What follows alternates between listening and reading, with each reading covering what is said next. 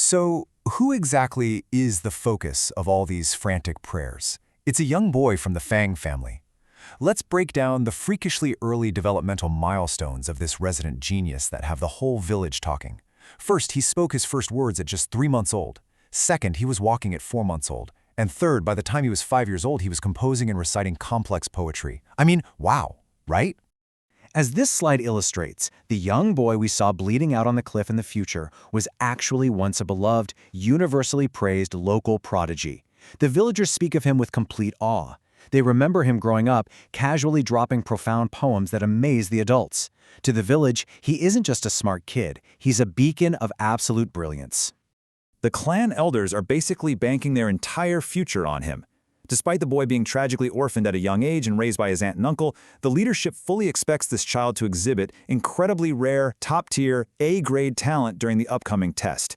They talk about his poems, things like proposing a toast and ode to the plum, calling him a true genius who will undoubtedly save them.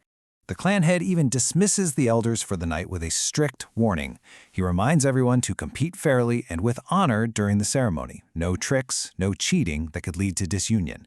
Which is honestly deeply, darkly funny when you consider exactly who this innocent child actually is on the inside and what he's perfectly willing to do to his own bloodline in the centuries to come. All right, shifting back to our protagonist. He wakes up in his fragile teenage body on a rainy night. But check out his reaction. He doesn't panic. He doesn't freak out about time travel. He immediately analyzes his situation, realizes the Spring Autumn Cicada actually worked, and just totally accepts his new bizarre reality. He looks out the window at the storm and calmly declares that having to experience everything again simply doesn't matter to him. He has this moment of profound clarity here.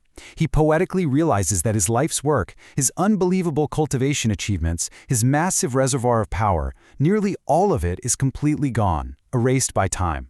Yet his heart still yearns toward the heavens. His ambition, his drive, and his sheer willpower remain completely unbroken. And this sets up the truly fascinating narrative irony that drives this whole story. The village is looking at this boy as their pure, untainted beacon of hope and honor. But secretly, housed inside that teenage body, is the mind of a 500-year-old, battle-hardened, utterly ruthless villain. He views the fetters of mortal victory and defeat as entirely empty concepts. He is playing a completely different game than the elders who are praying for him. Which leaves us with this chilling final thought, as he smirks in the dark and declares, "I'm on the path again, with no regrets." We know exactly what his path entails, and it forces us to ask a compelling question. What happens to a world when an incredibly intelligent, unrepentant monster, who already knows the future, is handed a perfectly clean slate? That's the journey this explainer has set up for you today. Thank you so much for following along, and keep questioning the nature of justice in the stories you read.